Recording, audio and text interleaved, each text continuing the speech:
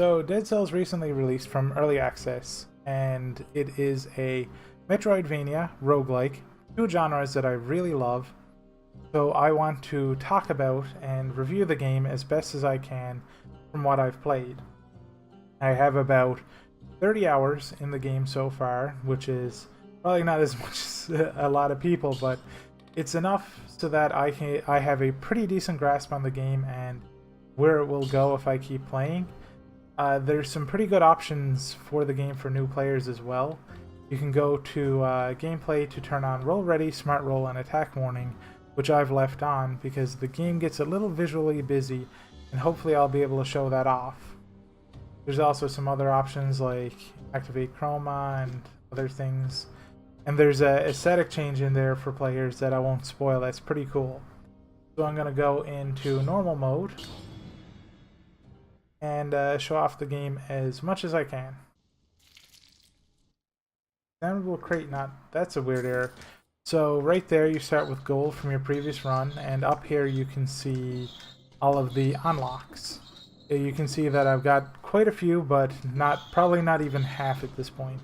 And this is a relatively new save. I deleted on 1.0. This is the difficulty window. You unlock NG+, and it keeps going up after defeating the last boss. The NG+ changes enemy variety, I think maybe their damage a little bit, reduces the amount of health fountains. Actually, I don't think it increases their damage, it just increases enemy variety. Reduces the health fountains, lets you upgrade your equipment to another level of quality, and lets you eventually unlock the next boss cell, which is NG+. I'm going to do normal because I don't want to get my face punched in while trying to explain the game.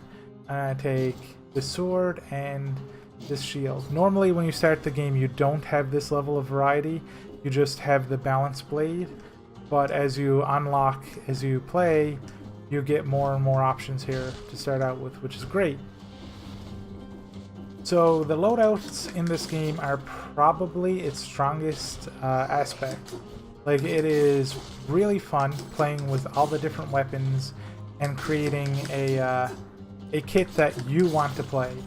Like, my favorite thing to do in this game is to use the Nutcracker with a shield, even though I've been told that the Nutcracker is a really bad weapon, or the Broadsword, because I really like that slow and powerful playstyle, and I also really enjoy playing degen builds as well. There are some problems with it though, and I'm gonna get into that right now because I just picked up what is a power scroll. So the game has a set amount of power scrolls in every level, and every level has a chance of spawning a scroll inside a locked room or inside an enemy as well, and they increase your powers. You can see brutality, tactics, and survival. Brutality's weapons are usually, as you can see down here in the bottom left, there's red and purple and green. My sword is a brutality and tactics sword. There's green there. Brutality usually focuses on like big heavy hitting weapons getting in your face and just, you know, murder facing enemies. Tactics have a lot of traps and distance weapons. A lot of the upgrades you get through tactics are for staying away from enemies. And survival is about surviving, but it's also technically about dealing damage too. And I'm going to show that off in a minute because that is probably one of the things I like the least about the game, is how survival scales. So I'm going to take survival so that I can show that off, and I'm going to continue on here. Each level also has one of these chests. Sometimes it's a cursed chest. I'll show that off if it shows up. Swift sword. Yeah, I might as well take that because if I kill enough enemies, I can get a speed buff that will let me go real fast. So one of the things the game does not tell you that I found out from a viewer is that enemies scale alongside you. So if you're picking up stat buffs like green, red, and purple, they gain stats. They gain health. I don't know if they gain damage, but I know they gain health and survivability. I don't think they gain movement speed or attack speed. I think it's just straight up health. Okay, so I'm gonna go through here. I picked up one scroll. I just want to show something off up here. So enemies scale with you, and they scale harder if you spread your stats out. So if you have a build that's green, red, purple, enemies will gain more health because you are technically gaining more health as well, which can end up leading to you getting hits because you're not doing enough damage, and it kind of disincentivizes going for an all-around build because you don't really gain much for spreading out your colors. There's a little overlap between all of them because you can see there's some like green purple weapons, green or red purple, there's mixes. So there's a lot of leeway in getting what you want in the color you want, so the game incentivizes you to specialize. This here is the collector. Enemies you kill in a level will sometimes drop cells, and this is your currency to unlock new things. So I'm just going to keep unlocking the tonic over here. And over here, this is the Reforger. You can upgrade, so you can upgrade just to show that off. It's now a Swift Sword 2+, and you can reroll the stats that's on it. So I'm just going to... There we go. Just show that off, that you can upgrade that. And that is pretty useful. I really like the Reforger, so that you can get different rolls, because some rolls will break certain weapons, in my experience. And this here is the mutation. This here further specializes you. As you level up red, purple, and green, each one will gain power respectively. And remember what I said earlier about green being about, surviving. Well, if you get something like Spite, green is also about dealing damage. Green also is the only one that I found so far after playing 30 hours of the 3 that lets you heal. And as difficulty increases in the game, healing becomes necessary. So you get 13 health back after each successful parry with What Doesn't Kill Me. Necromancy gives you healing, and then Spite will give you damage after parry, and there's other modifiers that you can get as well that's quite powerful. So I feel like there's a huge incentive for, especially for new players, to play with green over the other types, because there's that level of safety, there's the survivability, and it kind of kills the need to experiment, because one slot is going to be taken up with a shield, because it's just that much more powerful for the only source of healing to be put into green. Red and purple might have needed some form of that, or maybe green's like healing shouldn't have been so powerful, which I'll show off a little bit of his power in a minute. This here is a timed door, another aspect of the game where I'm gonna level up green again. The first area of the game, as you may have noticed, was a little bit lacking in difficulty. The time doors are probably implemented to offset that. Every couple of levels there is... Oof, got hit. Every couple of levels there is a timed door, and they lock if you don't get there in time. Oh man, that was embarrassing. But yeah, there's a time door that incentivizes like running through the level. You will normally get a power upgrade, some money, and some cells for running through the level as fast as you can.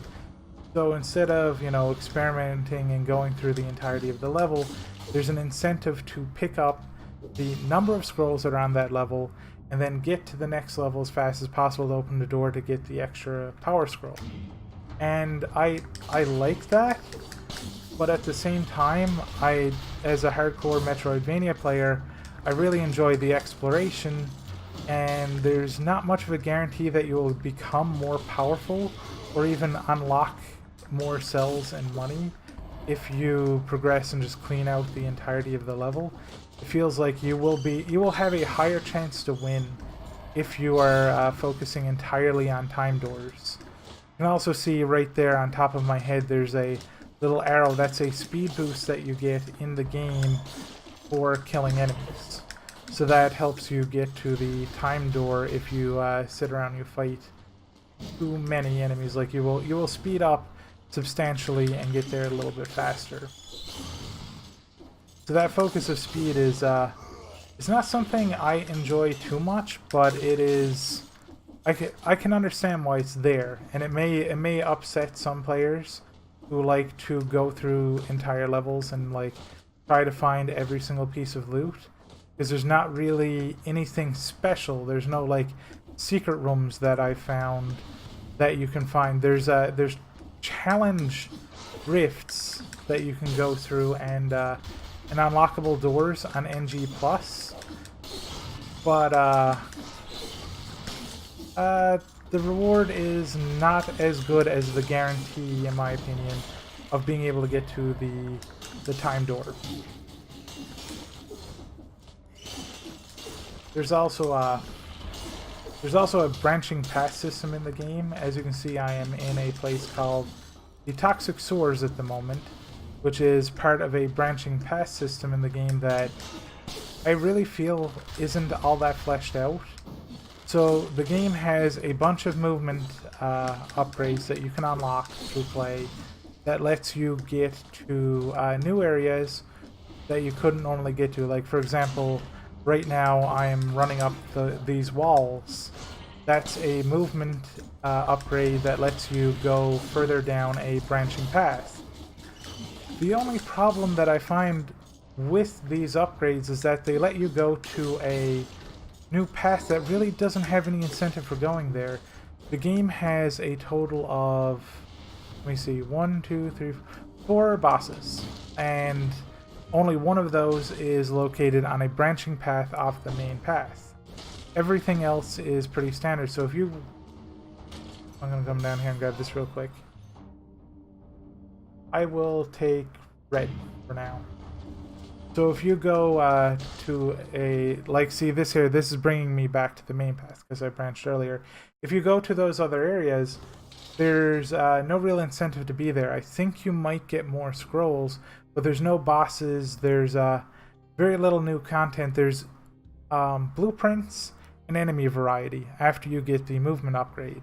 So I find myself, when I play, going through the most consistent path for victory, which is just the standard route, instead of going through and experimenting and like going through all of those areas, because there's nothing really interesting there.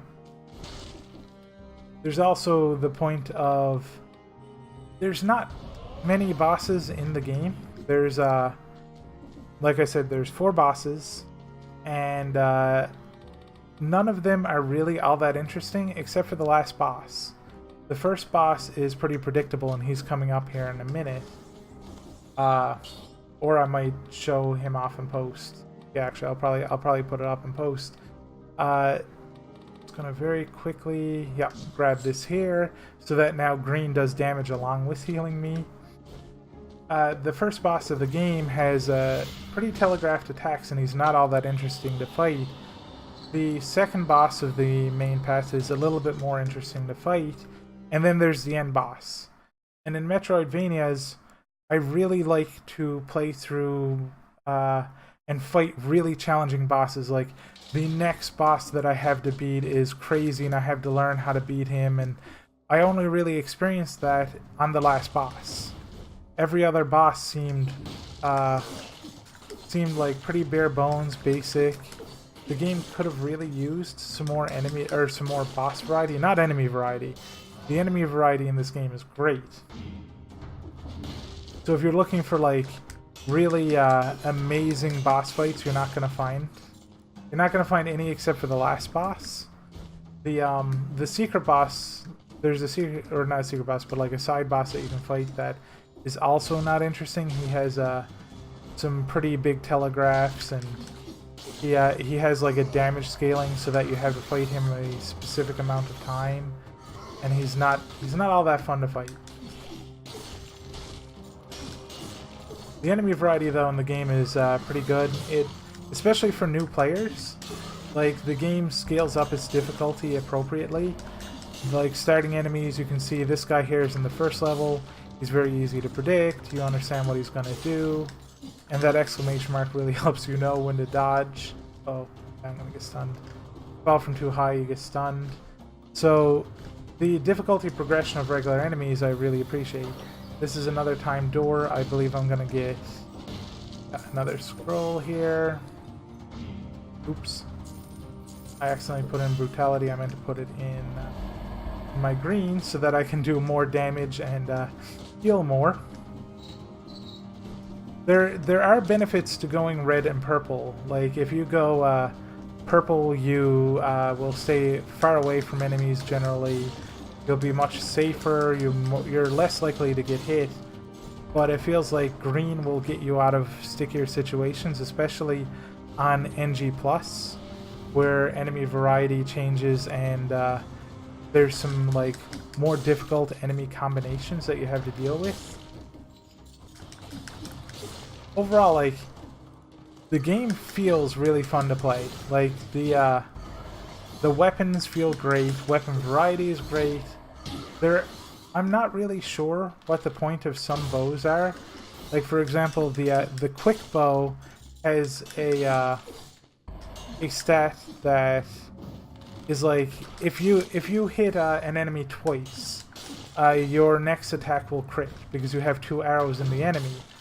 But it can get a modifier where your arrows will pierce an enemy and it doesn't stick in.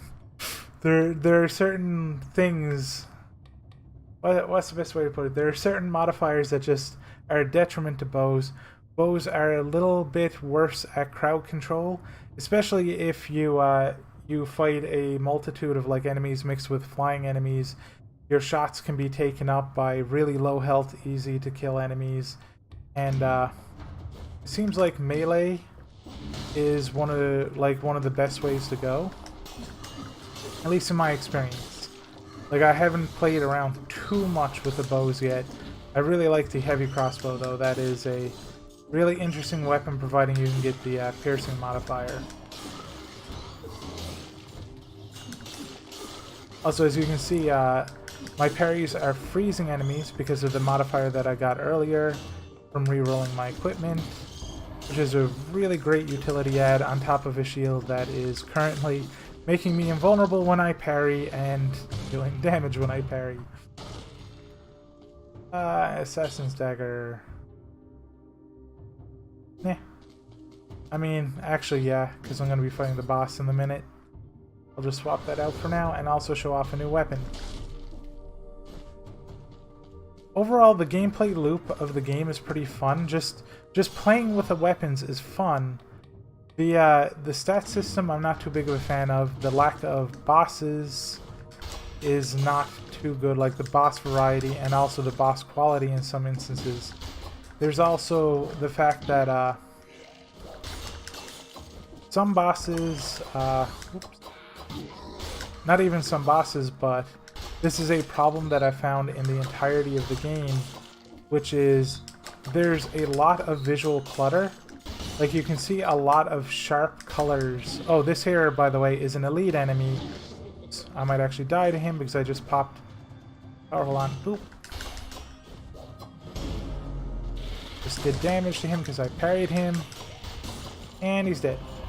They usually drop Topaz Amulets, sometimes legendary equipment, which I'll talk about in a minute. What was the time about? Oh, right.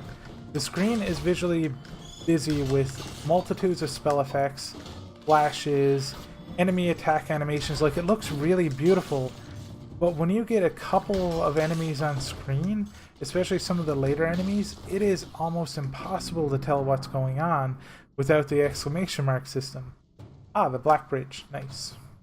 This is going to be the first boss of the game. I'm not going to show much more than this for, you know, spoiler's sake. But yeah, the game gets visually busy. The exclamation system helps with that.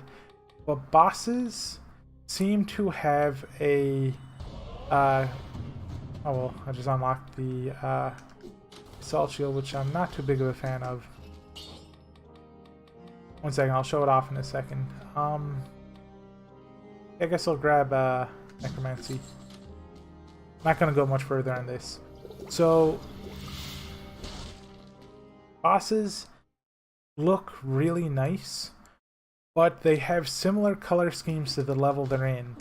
Like this boss right here, he has a lot of the themes of the background and the area he's in, and has bright yellow like gauntlets on his hand to help you see his attack animation, like when he's attacking. But I find it's much easier to track the exclamation than to attract or to like track him, because it's hard to actually see his model, especially for somebody with poor eyesight like myself. And the final boss is the same way. Like, all the bosses have this problem where they have similar color schemes to the level. Makes it a little hard to see what they're doing, and I rely a lot on this exclamation system as a result. But as you can see, this is what I was talking about earlier with bosses being pretty predictable. Like, his attacks are slow. I mean, he's the first boss of the game, but he's the first boss of 3, and he's not exactly a very big challenge to circumvent. He's not even really all that interesting. He has 3 attacks, and he's just a giant health pool. So I'm not too big of a fan of him or bosses in general. And I think the rest of the gameplay really outshines just this. I also have a backstab dagger right now, so I should be focusing on getting behind him as much as possible. I should actually be doing more parries too, because as you can see, it does 359 damage for some reason.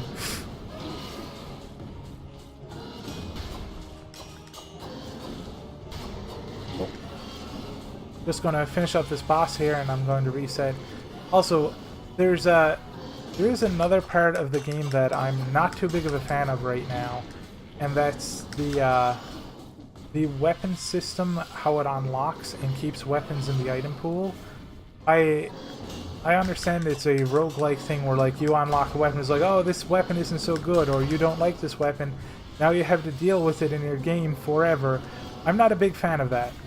I'm not a big fan of having, like, a game where I'm playing weapons that I don't enjoy using.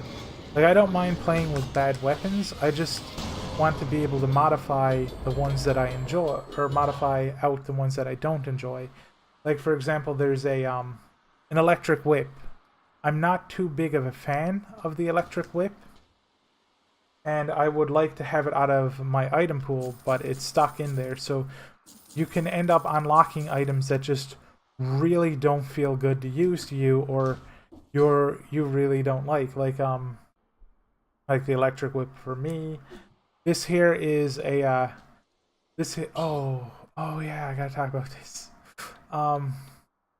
I really wish the game had have put in a system to take items out of the pool that you don't enjoy playing with, where there's such a focus on building your own build in the game, like playing around with like mixtures of ranged and melee weapons, you know, fighting and getting in and being aggressive, you know, playing the way you want to play. And then I get a bunch of weapons in my item pool that I've unlocked, and I realize, oh, this was a mistake. I wish I could just go back to the collector, tell him, no, you take this back. That's okay, I don't need my cells back, just have this weapon back and let me play the game.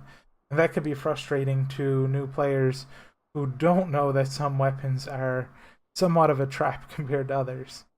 So this here is a gold weapon, and I'm going to show this off real quick before resetting and showing off the dailies. This here is a legendary weapon. This is one of the other, like, smaller problems to the game.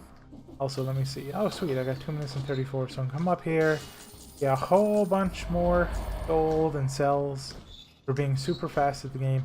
This guy here lets you get a plus quality on a drop on items if you dedicate cells to him. He's like an end game sort of vendor, which is pretty cool. So you can dedicate your cells to something after you've unlocked everything. See this item right here, Impaler? I hate this item. Every time I get it, I don't like it, so I'm not unlocking it. Now that I have a new save, I know I'm just not putting this in my item pool. And I think they could have just had an option to, even if you had to pay to get items out of your pool, and just delete them forever. Oh wait, I didn't pay everything. Here we go. I'll put in the health flask 3. So this infantry bow is a legendary item. As you can see, it has some pretty decent stats on it. Ammo plus 3 is kind of useless, but it has 4 stats compared to the other equipment stats. It has an insanely high DPS. As you can see, it's 1000 and 94, and it also has the weapons base modifier. From what I've found, legendary items completely drastically change the game the moment you get them, because you're not really you're not incentivized to get rid of them except with other legendary items. So if I come over here, boom, boom, he's gone. Like, they are very powerful. They greatly increase your chance of succeeding at a game or succeeding at a run, and they pop up guaranteed on every boss fight and randomly, rarely from enemies. And they tend to make a run much easier than I think they should. They are just more powerful, and if you have a non-legendary, the moment you look at them, it isn't even really a choice.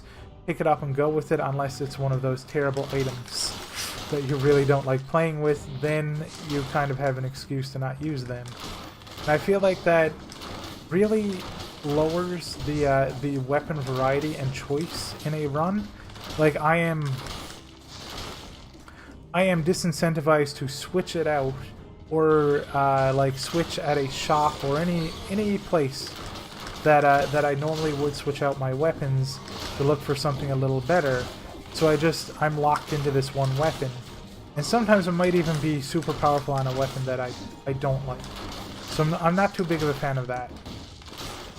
All right, I'm just going to you know, give up the ghost on this run here, because this has been going on a little long, and I've spoken about a lot of the things I'm not too big of a fan of. And I'm going to very quickly show off the daily run, and that's going to be it, how daily runs work. So let me just go find an enemy, let him kill me, show you how reruns work. And oh hey, here's an elite enemy. These guys also have a decent chance of dropping legendaries in my experience. I'm just gonna let him finish me here. Boop. Oh no, I've lost 24 cells. If you don't bring blueprints to the end of a level or cells, you lose them, which I think is pretty cool. So I'm gonna go over here and I'm gonna show off dailies, because I think dailies are one of the most interesting parts of Dead Cells. So instead of having, like, you know, the whole game to go through, or some special, well, actually this is a specialized task, but yeah, instead of going through the entire game, a daily is a time attack floor that you can see where the boss is to. He's directly down, right, down, and left from me in that nice big skull over there, and there's this huge area of a level, like, that just doesn't connect up to him. And what you have to do is you have to get to him, beat him before the time runs out, and every single enemy you collect, and I think there's like stars and other stuff in the level, are all like score. So you want to be able to explore as much of the level as possible and kill him to get the maximum amount of score, and I find that really fun. Also, you can get weapons that you don't have unlocked. I guess I'll try War Spear. I've never actually used this weapon before. Oh, this is so slow. Oh no. This is not good. And enemies are randomized. The level is randomized. I believe the boss of the level is always the same. You want to get to the boss and kill him with as much score as possible before time runs out. And as you can see, I've got 5 minutes. Whoop, whoop. Oh crap. Oh, ow. Oh, I'm gonna lose so fast. I have died on a lot of these. So those stars are bonus points that you can collect throughout the level. Well, that actually winds up pretty nicely. I think I might like this spear. Oh no. Nope, nope, nope. Don't like it. Yes, I got 4,142. Somebody probably did worse than me. You can also restart to retry your score. I just really enjoy the time attack mixed with complete a level dynamic that they have, and I feel it to be really fun and exciting in the daily, not in the game itself. So I would say if I went back in time, no, actually a better way to put it is, if I was asked now, would I have bought this game again at full price? I would say yes. I really enjoyed it. I think the items like diluting the pool and kind of corrupting the let's say diluting the pool, yes. Diluting the item pool is a little bit of a turnoff. The lack of boss variety is not great. I wish there were more bosses in the game, but the core gameplay of the game is really fun. I just don't feel Dead Cells is a 1,000 hour roguelike. I don't think it's a, something that I could dedicate a large amount of time to just because of how the item pool works and the bosses. Like, I feel like I've explored as much as I want to explore in the game at this point, and runs where I get things that I just don't enjoy just kind of kills it for me. So hopefully that helps you in your purchasing decision. If you like this video, feel free to like, subscribe, and tell people about it, because I don't have any way to advertise myself. And if you didn't like it, or if I got something wrong, please feel free to dislike and leave me a comment and let me know what I got wrong or what I could improve upon, because I want to do more of these, and hopefully I did good. Bye!